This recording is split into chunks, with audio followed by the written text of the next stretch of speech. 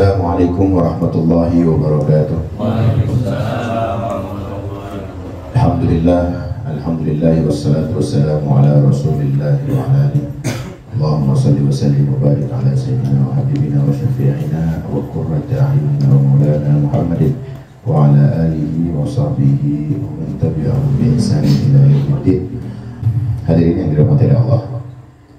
Pembahasan kali ini kita membahas tentang hal-hal yang mendapat memperkuat hafalan dan apa-apa yang melemahkannya.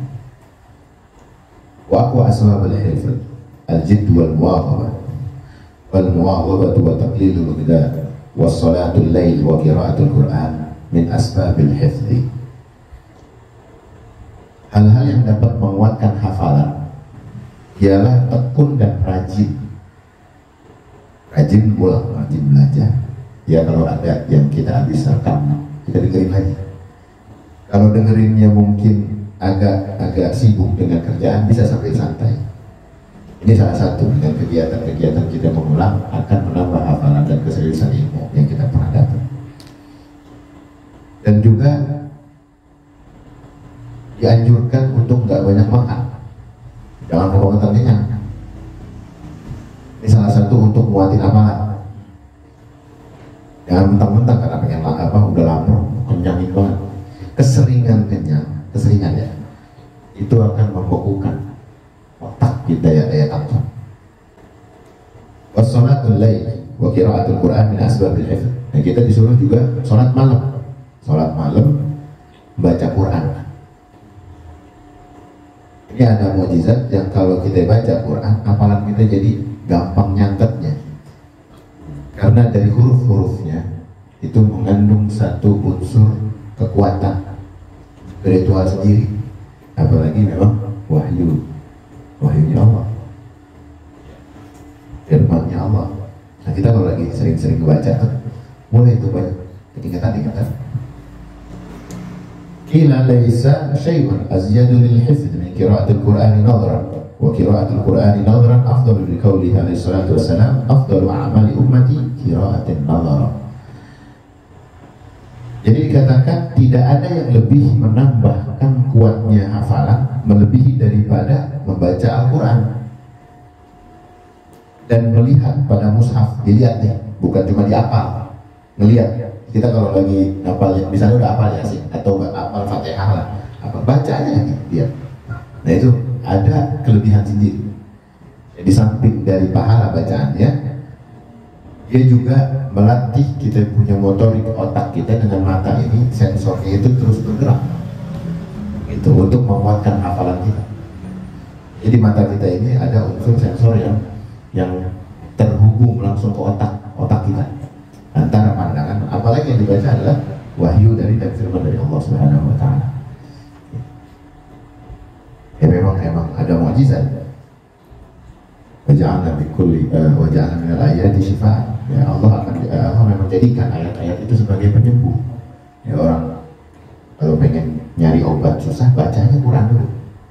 Sifat dia bisa penyembuh, bisa jadi obat.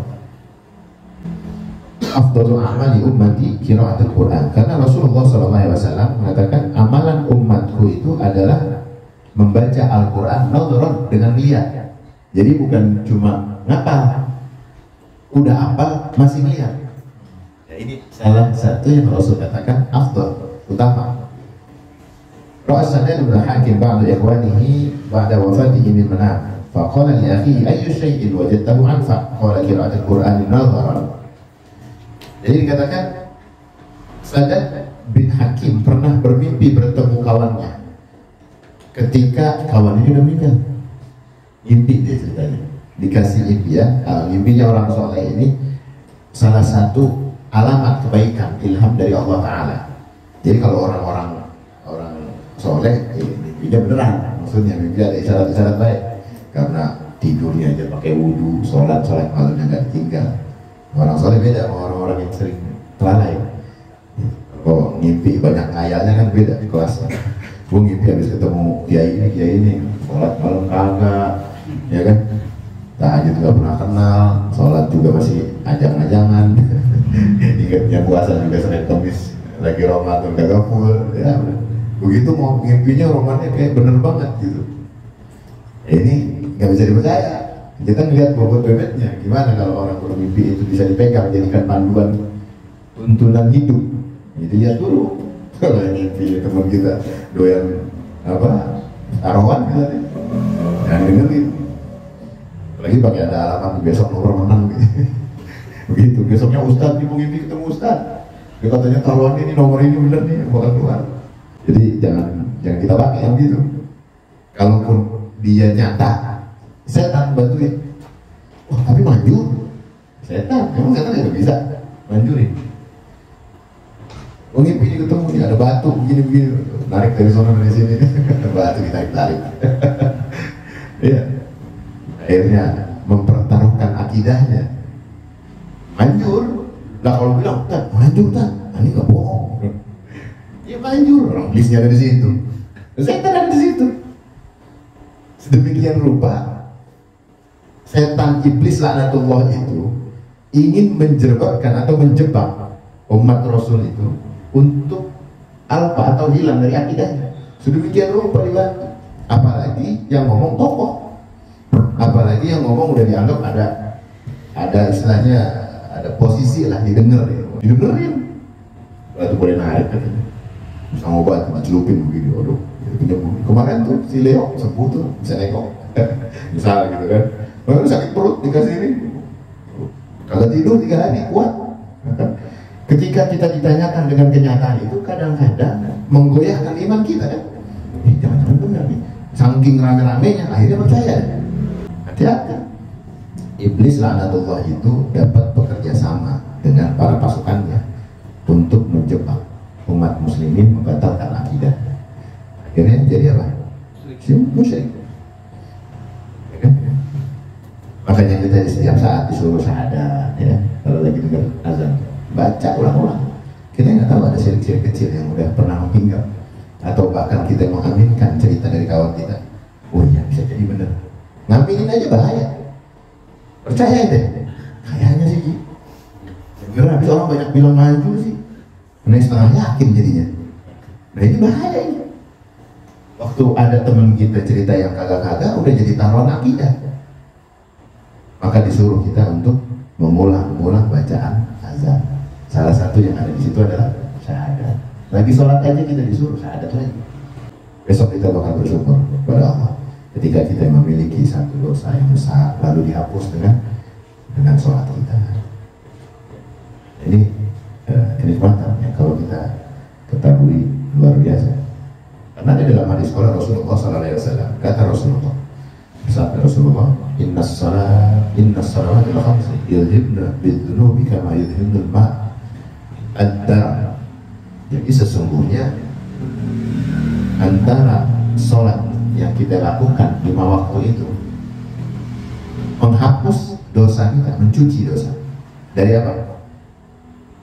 Dari kotoran tubuh badan kita dengan beban-beban dosa itu. Jadi sholat-sholat kita itu sebetulnya ini nyuci dosa.